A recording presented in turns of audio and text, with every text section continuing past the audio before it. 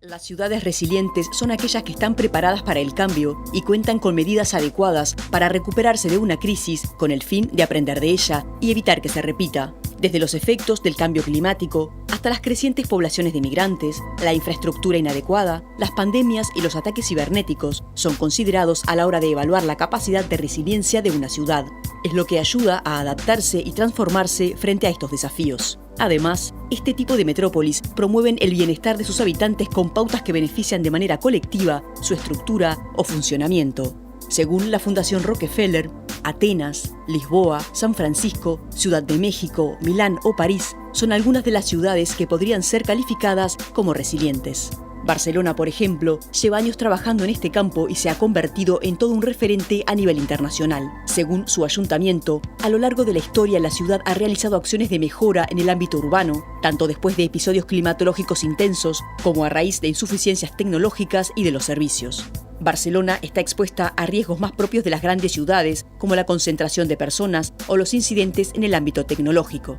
De hecho, su eficaz metodología de trabajo y su enfoque innovador han hecho que ONU Habitat la nombre sede de su programa de resiliencia urbana.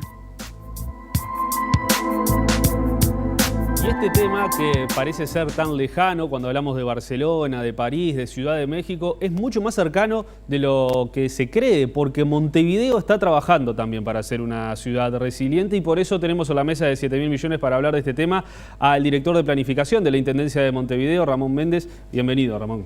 Un gusto estar acá en este programa genial que tenés. Bueno, muchas gracias, Ramón. Además sabemos que estás con Nana, que un ejemplo de resiliencia. Sí, espero. Sí.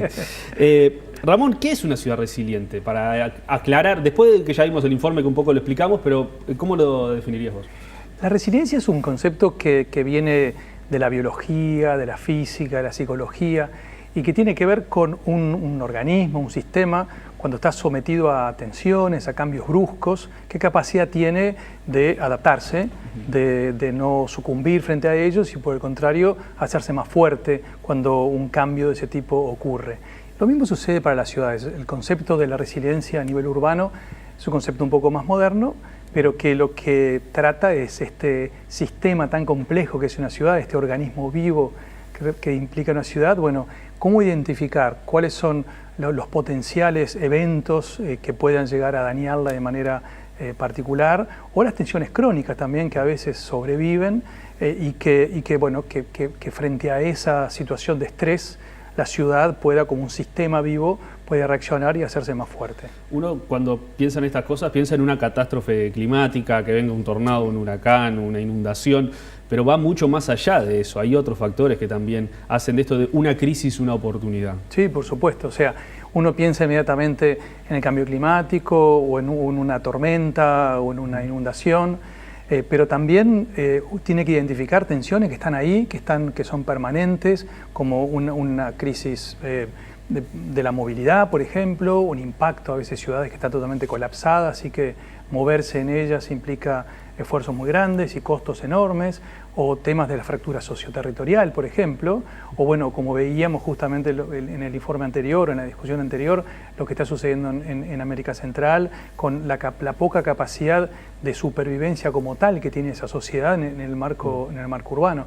En fin, todo tipo de tensiones crónicas también de alguna manera tienen que analizarse, porque si no las resolvemos no podemos sobrevivir como ciudad con un objetivo justamente de hacernos más fuertes, ¿no? como colectivo. ¿Qué es la red de 100 ciudades resilientes? Es una red que fue inicialmente promovida por la Fundación Rockefeller, que en los 100 años de la fundación resolvió lanzar este programa, pusieron $100 millones para apoyar a 100 ciudades con el objetivo de valorizar las capacidades de resiliencia que tenían y hacerlas más resilientes todavía. Hubo cerca de 1000 ciudades de todo el mundo, de diferentes lugares del mundo, de países de los más desarrollados hasta los más pobres del mundo, que se presentaron. Y bueno, en Montevideo fue elegida entre 1000 ciudades, cayó Montevideo dentro de este grupo de 100 y formamos parte de esta red de ciudades resilientes, que lo que implica es, entre otras cosas, compartir experiencias, ver lo que se ha hecho bien y mal en diferentes lugares para tratar de copiar lo bueno y tratar de evitar lo que no salió tan bien, Por otro lado, es un conjunto también de redes de empresas o de fundaciones o de organizaciones que tienen conocimiento específico sobre la resiliencia a nivel urbano y que ayudan a desarrollar las capacidades de una ciudad para ser más resiliente. Y la guía, por decirlo de alguna forma, es trabajar y lanzar una estrategia de resiliencia para el futuro de la ciudad y tratar de impulsar su implementación. La red colabora económicamente y con conocimiento, con asesorías. ¿Cómo se trabaja con ellos?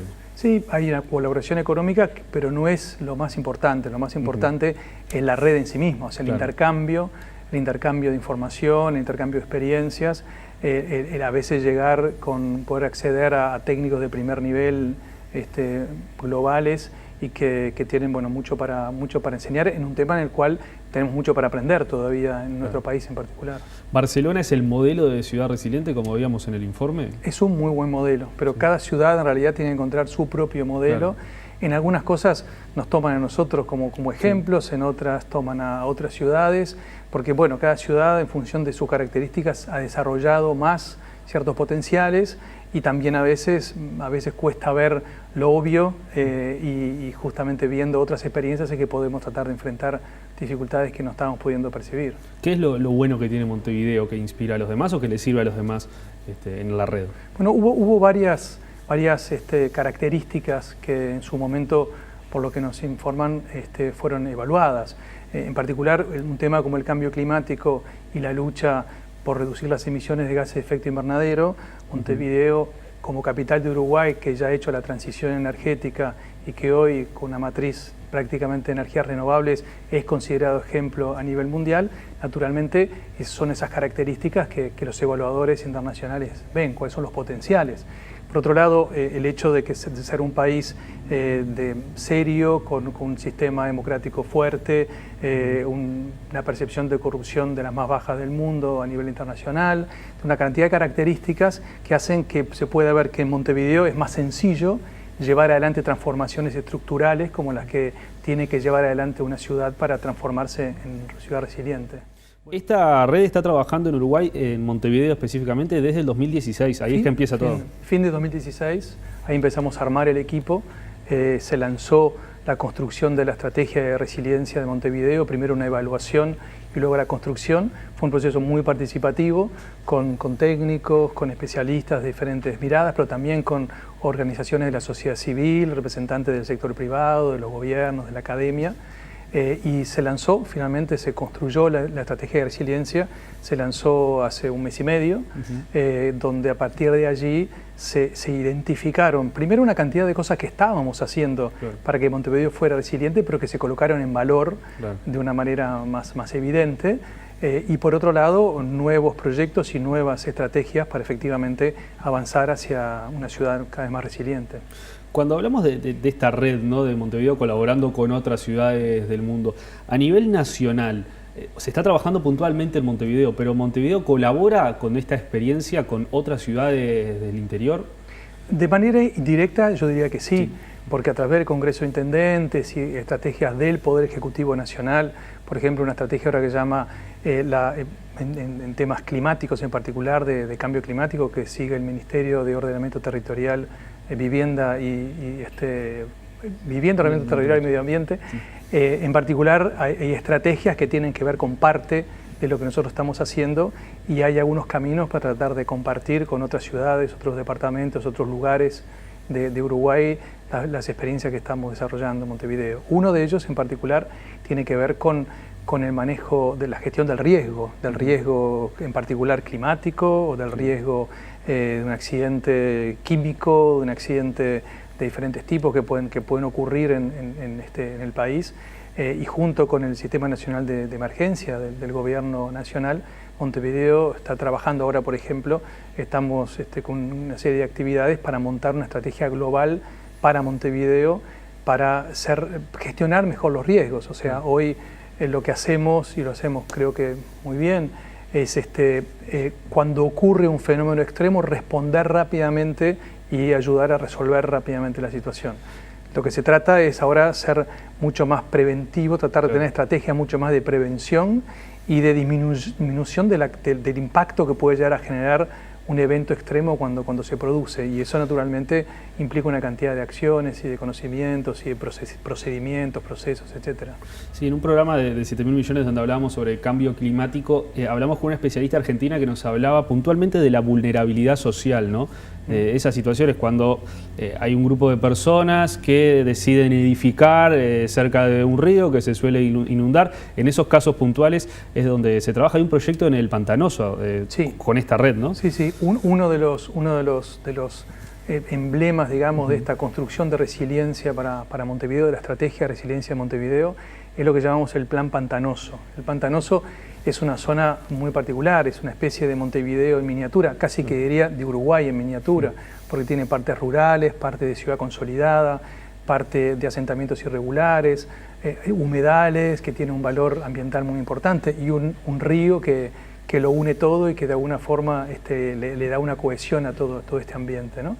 Y allí detectamos que tenemos una cantidad de desafíos. Si queremos tener una ciudad resiliente, tenemos que resolver el tema de la fractura socioterritorial que allí existe, de la exclusión social donde se expresa bolsones de pobreza, de ese 8% de pobreza que queda en nuestro país, pero que ese 8% final es más complejo de todos para resolver, temas ambientales, temas y también de posibilidades económicas que existen en un proyecto de este tipo, donde se puede hacer, valorizar el turismo, por ejemplo.